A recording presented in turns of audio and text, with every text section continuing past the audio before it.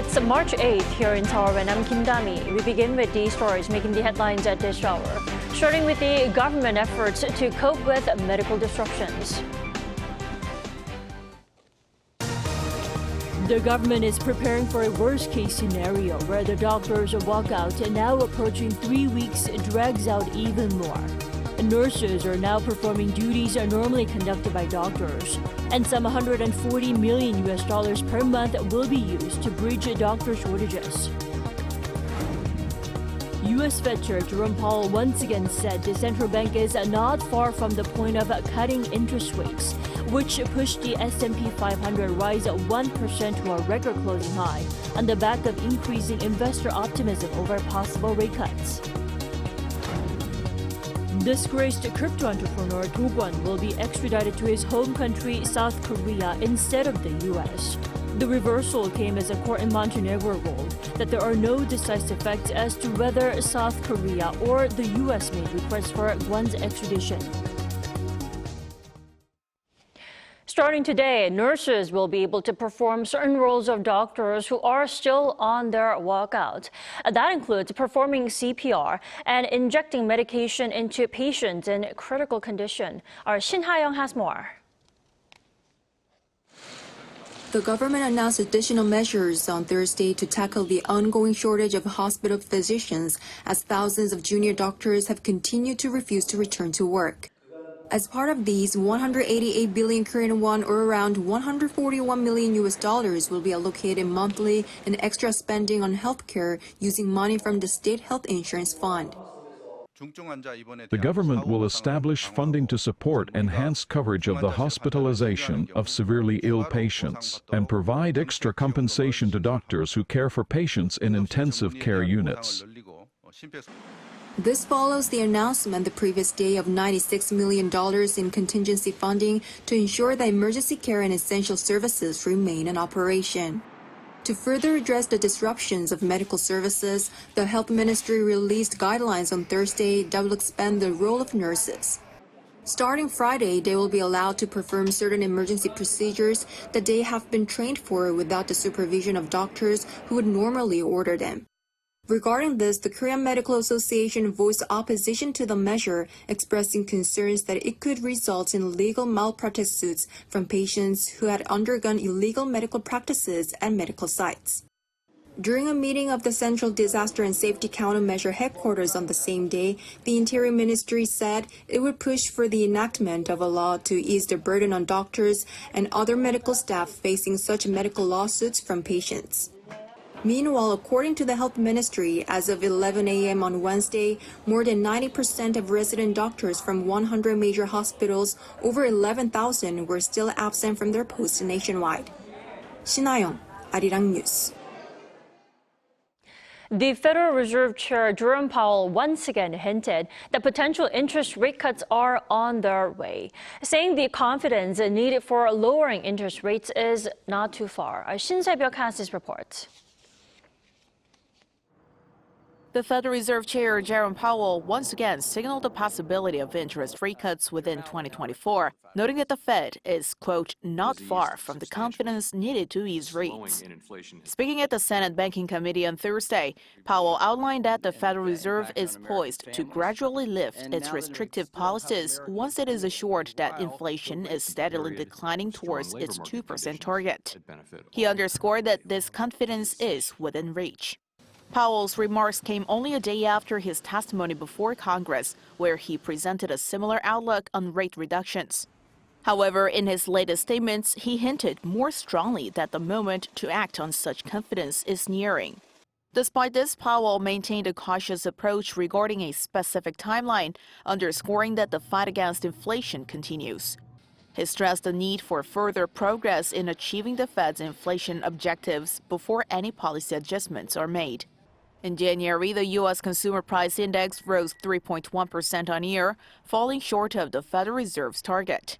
Powell's statements have injected a dose of optimism among investors anticipating future rate cuts.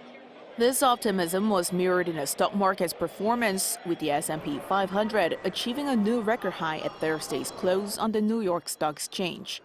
The S&P 500 index rose 1.03% to 5,157.36. So the sentiment today is mostly Powell's testimony before Congress, both yesterday and then the Senate today. The Dow Jones also experienced growth, up 0.34%, while the Nasdaq Composite jumped by 1.51%.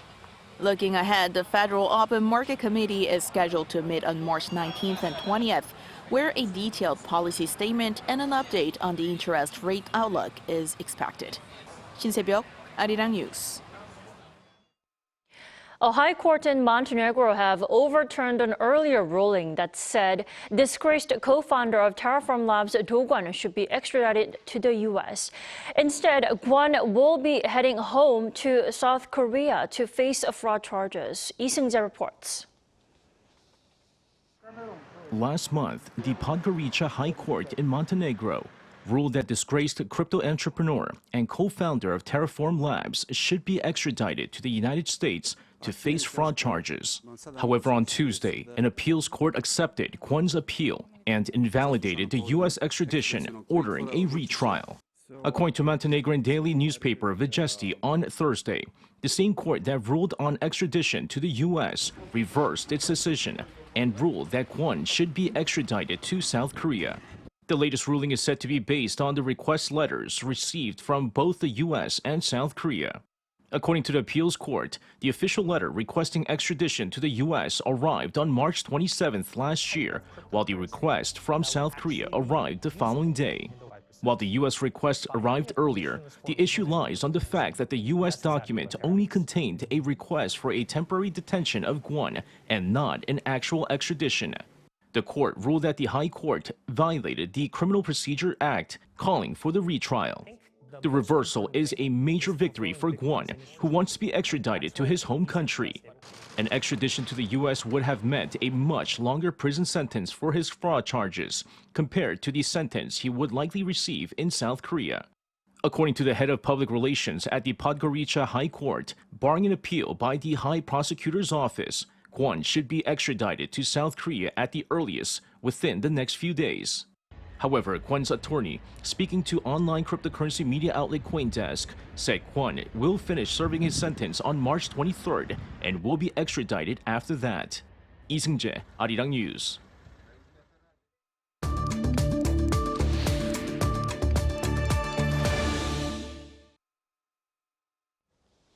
Russia's presidential election next week won't result in any dramatic change in the Kremlin. Still, why does the 2024 election matter? For more, we're joined by Professor Mason Ritchie this morning. Good morning.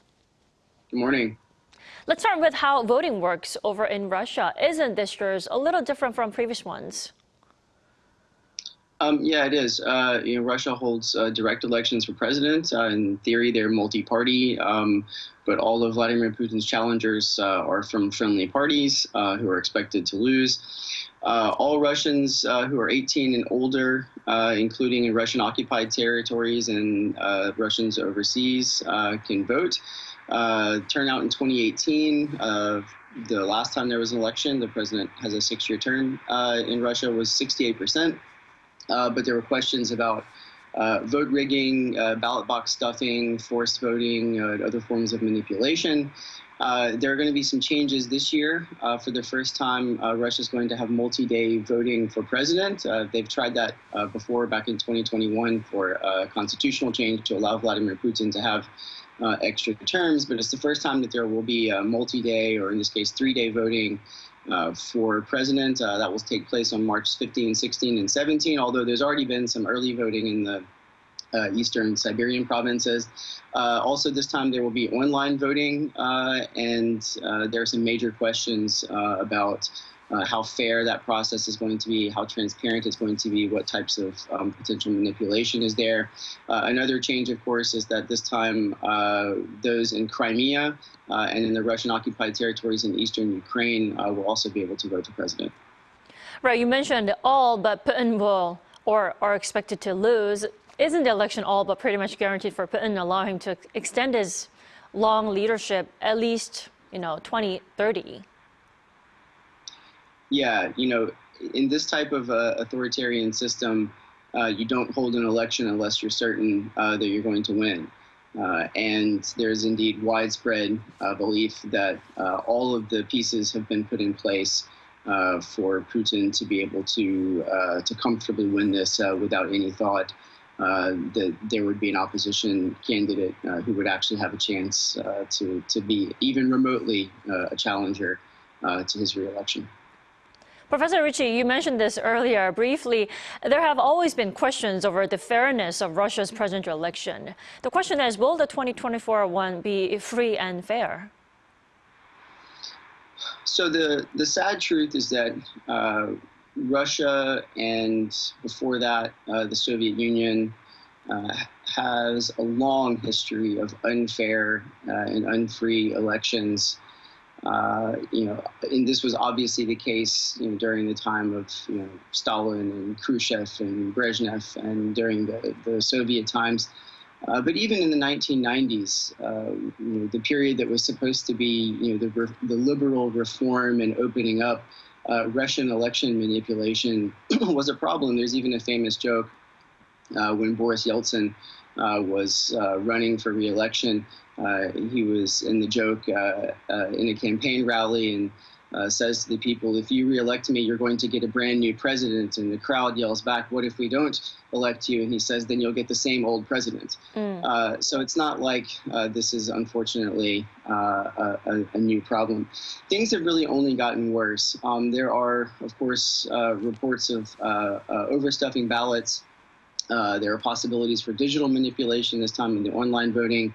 But in part, and perhaps even in major part, Russian elections are unfair and unfree because there's no meaningful opposition, as we've seen most recently with the elimination of Alexei Navalny, and state media manipulates public opinion in Putin's favor systematically.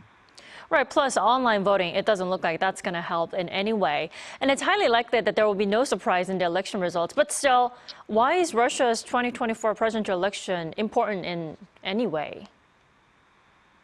So, in the first place, it's important because, although it's unfair and unfree, it does, this election, function as a way of legitimating, again, President Putin's mandate in office. It may not be fair and may not be free, but juridically speaking, it gives him another 6-year mandate, from which he can legally operate as president. More, I think, importantly, in some sense, in terms of what we can actually learn about the state of Russia and about Putin's power there, is that turnout is going to matter. The percentage of people who come out to vote, particularly compared to previous elections, is going to indicate something about the support for Putin in a time of war. And so, if the voting turnout increases, and if it looks like, to the best that we can tell from, the sort of independent, to the extent that they exist, observers on the ground, we'll be able to get some idea of how important or how significant Putin's support is popularly. Of course, he's going to win, but there'll be a big difference if there's, let's say, a 55 to 60% turnout versus a 75% turnout. If turnout 75 or 80% this time, then it seems like maybe we can infer that, despite all of the problems in Russia, he does have Putin some significant popular support. If the turnout looks like it's 55 to 60%, which would be 8 to 10 points less than in 2018, then that might indicate that there is some softening for support from him during this time of war. Right, the exact figure could be a barometer of, checking his leadership domestically. Now, on Wednesday, we have to talk about how Alexei Navalny's widow, Yulia, called on Russians to join a massive election day protest against Putin. How big do you think the protest will be? I mean, will the move be a blow to Putin at all? So, the short answer is I don't really know an answer to that, but Obviously, Putin has all of the tools to prevent protests that authoritarian leaders have, and that he has, of course, used before. This means, in the first place, and most obviously, the use of police and domestic security forces in order to crack down on protesters. We've already been seeing that happening over the last several months, and even more so since Navalny was murdered, and there have been these very small, brave protests in sort of support in memoriam for him. But in addition to that, in the digital world that we live in today, Putin and other dictators have additional tools such as facial recognition software, mobile phone tracking, so that even if the security forces and the police forces can't crack down immediately on protests, they still have the ability to track down protesters after the fact.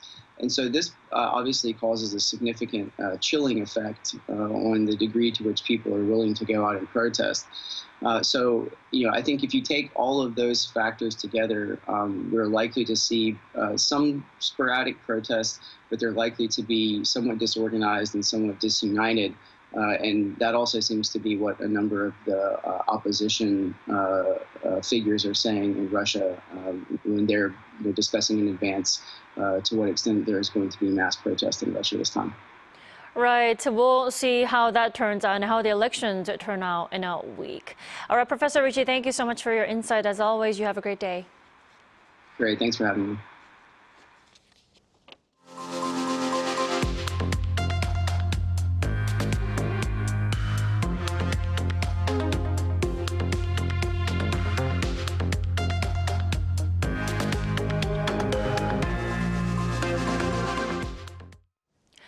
It takes at least an hour to commute from the city of Incheon to Seoul, but South Korea is now working to make that trip happen in the same time it takes to listening to a few songs. Our Kim Do-yeon has the details. President Yoon Suk-yeol has pledged efforts to enhance Incheon City's connectivity with a new rail line, the GTX-B, in 2030 to reduce commute time to and from the capital to just 30 minutes. The president was speaking while in Incheon for a policy discussion with citizens on Thursday on how to develop the seaport and airport city further. 예전에 서울과 인천을 통학하는 학생과 직장인들이 오랜 시간 지하철을 타면서 영어 단어도 외우고 공부도 했는데 이제 그런 공부할 수 있는 시대는 지나갈 것입니다. 노래 한두 곡 들으시면 바로 서울입니다. He added the city will become better connected, making cities such as Busan in the southeast and Mokpo in the southwest reachable by train in around 2 hours. He also shared his vision of creating landmark attractions in Incheon to utilize its advantage as a gateway to and from Korea. Specifically, he spoke on fully automating Incheon Port's Piers 1 and 2 to create an internationally competitive logistics port. The surrounding land, around 3 square kilometers, will host resorts, shopping malls, and cultural spaces to attract tourists, a project named Incheon Golden Harbor. And President Yoon added that it's important to preserve the characteristics of each region when developing them.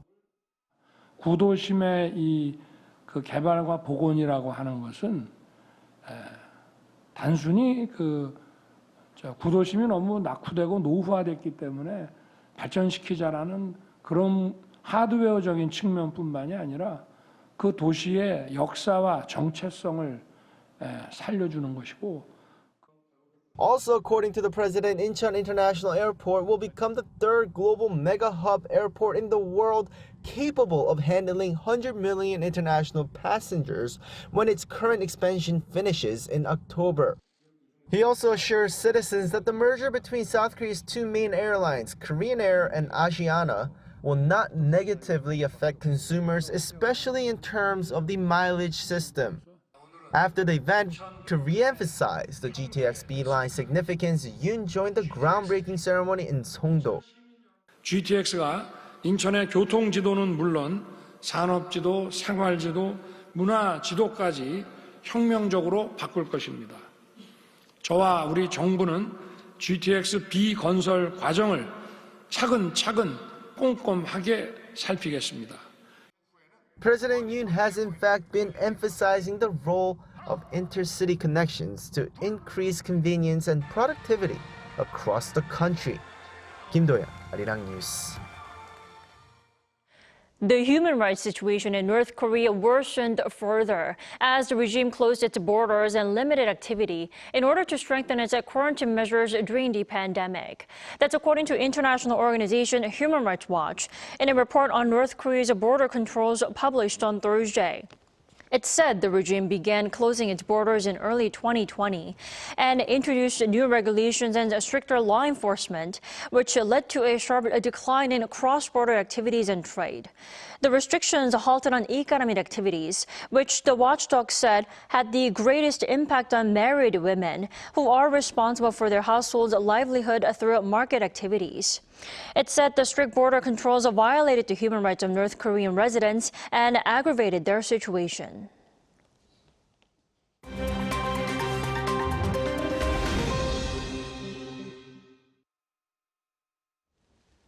Good morning, I'm Choi Ji-hee, and now we turn over to stories from around the world. Beginning today in Ukraine, where British Defense Secretary Grant Shapps arrived in Kyiv on Thursday and met with Ukrainian President Volodymyr Zelenskyy. They discussed the ongoing war in Ukraine and ways in which the UK can continue to provide defense cooperation to Kyiv. President Zelenskyy shared a social media post of the meeting, highlighting the importance of continued collaboration between the two states. During the meetings, Shapps announced that the UK will increase its spending on Ukraine, providing an extra $160 million to purchase 10,000 drones. The announcement follows an initial $256 million drone package that was unveiled in January during the visit of British Prime Minister Rishi Sunak to Kyiv. At a critical time in the two-year conflict, London's support for Kyiv is crucial as U.S. military aid has stalled. Moving over to Europe, Sweden officially became NATO's 32nd member on Thursday, depositing its instrument of accession to the North Atlantic Treaty with the government of the United States in Washington, D.C., as the final procedure to fulfill the conditions for the country's entry into the defense alliance. Swedish Prime Minister Ulf Kristersson delivered the final documents, referring to the day as truly historic and a victory for freedom. During the ceremony, U.S. Secretary of State Antony Blinken said the moment was historic for Sweden and the transatlantic alliance. Prime Minister Kristersson said Sweden will live up to high expectations from all NATO members, sharing burdens, responsibilities, and risks, and make unity and solidarity the guiding light. Through a statement, U.S. President Joe Biden also welcomed Sweden's accession. And again to Europe, where on Thursday, European Commission President Ursula von der Leyen won the backing of the European Union's leading political group, the center-right European People's Party, as they voted to endorse the incumbent president as its candidate for a second term. Von der Leyen, who was the only candidate on the party's ballot, identified conflicts in Ukraine and Gaza, the increasing power of China as the most crucial challenges for the European Union. After receiving a standing ovation, von der Leyen promised to strengthen the EU's economies, resolve immigration issues, and improve competitiveness. Voting to select a leader of the EU will take place in June. In Argentine Patagonia, archaeologists have unearthed the earliest dated cave paintings in South America, dating back 8,200 years. Archaeologists from Argentina and Chile discovered 895 paintings in the Huno 1 cave in Neuquén province. According to an expert, the discovery indicates that the production of cave art began approximately 8,000 years ago, with a specific pattern persisting for at least 3,000 years. The discovery is also evidence of the artistic ability of the hunter-gatherer societies and a way of communication between scattered populations.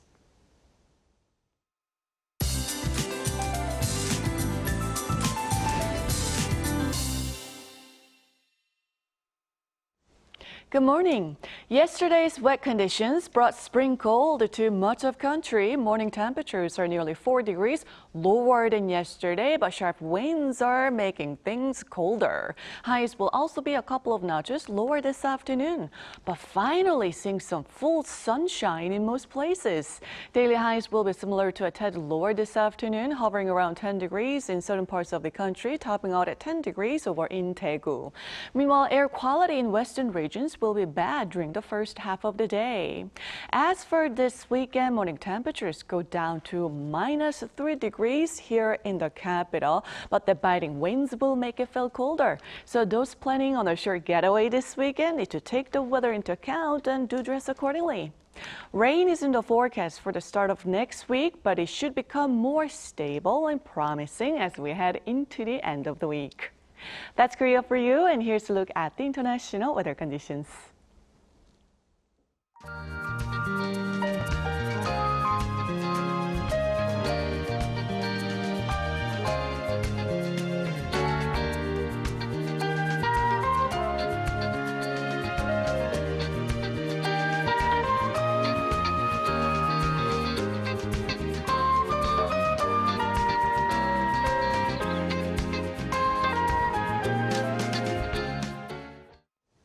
We thank you for watching New Day and Arirang. We'll be back next week for Monday's edition at the same time, 9 a.m. Korea time.